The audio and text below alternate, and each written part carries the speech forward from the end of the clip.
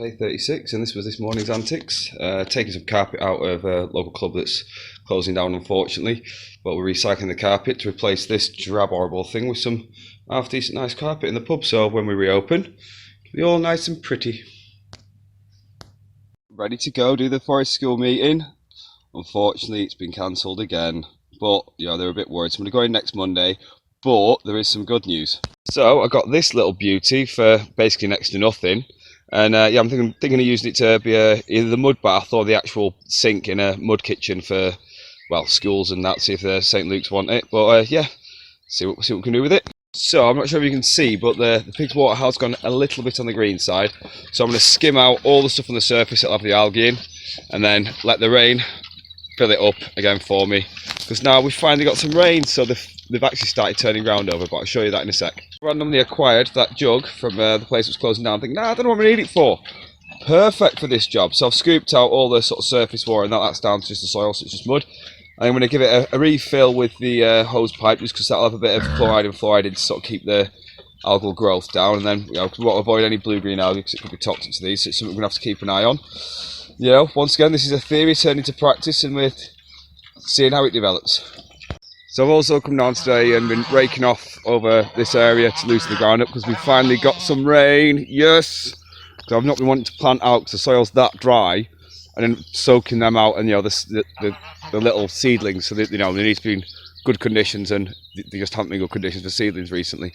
But yeah, you can see here how much we've sort of seen the regrowth. Here I'm going to strip all this out in order to put a footpath in for wood chip. Same across there, although I have put potatoes in the way rather silly.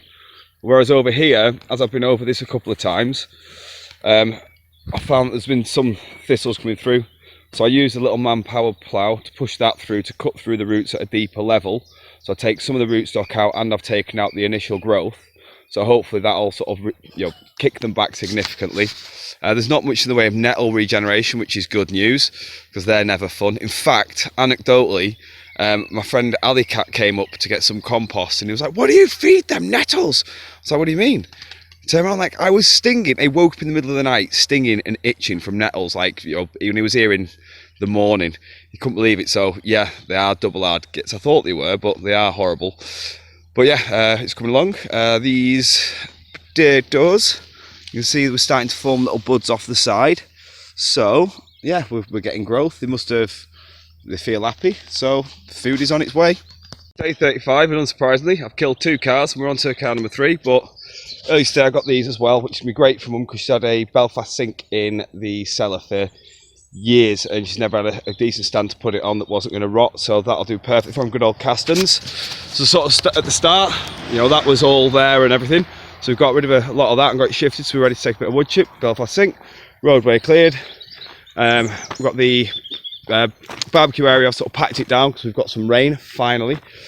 I've covered that carpet there to cover the nettles, because I don't want to use any sort of herbicides and stuff on here, so covering that over.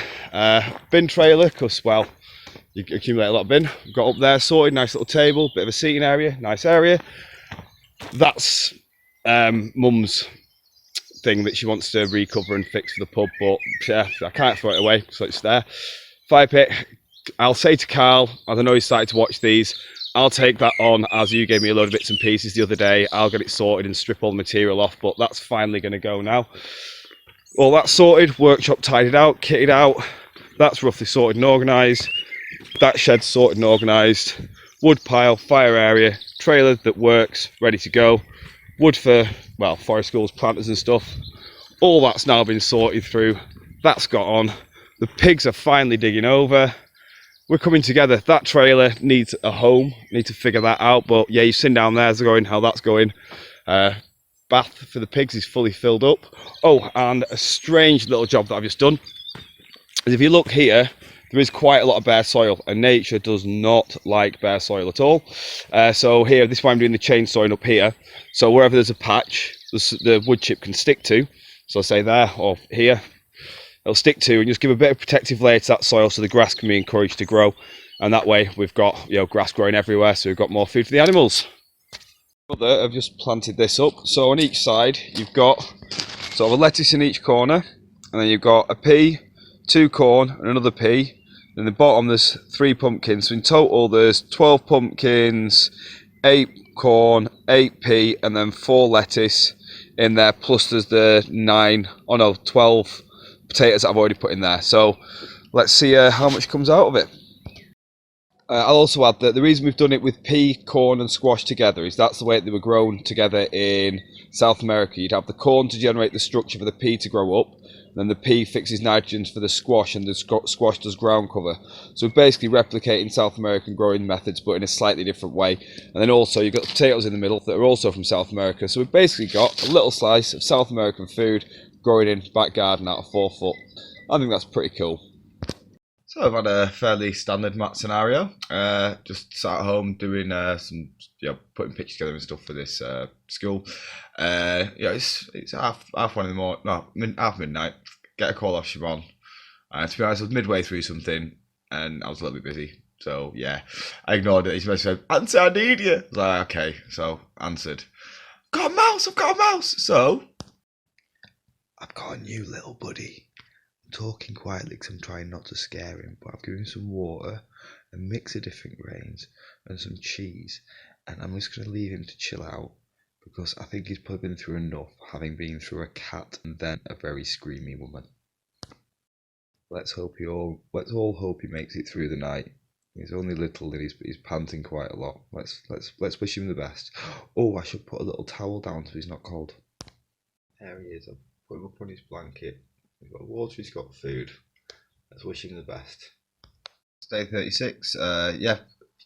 Good day. I'm good. I didn't get to go into the school, but I completely understand why they're hesitant about having anybody there and stuff with everything. Anyway, I'm going to go in on Monday. I've got a bit of a blurb written up for all the different things I could possibly do. Some pretty cool thoughts I've been having about what I could do, but I'll discuss that with the school. Glad I got. I didn't really. I did show you around. Really glad that I got the whole thing just tidied, because I've been I tidy it and then I start doing something make mess and then move on to doing something else make mess and then look around and it's like, oh, it's messy again. So it just felt good to actually get it cleaned and tidied and get the workshop tidied and organised and just things like that. Like boring, but it feels good afterwards. Great. Got a little buddy.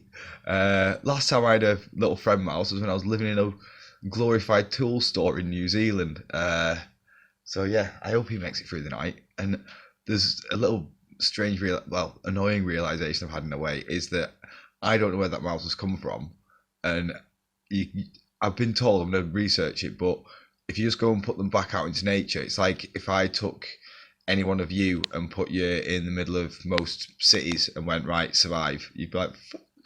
And they might not survive. So am I going to having a pet mouse now? Strangely, I've got 2 fish tanks that I've never used, but they're not mine. That I've just got under the stairs. So maybe I should have a pet mouse. I don't know, but let's see if it makes it through the night and see what day 37's got told. I hope he makes it.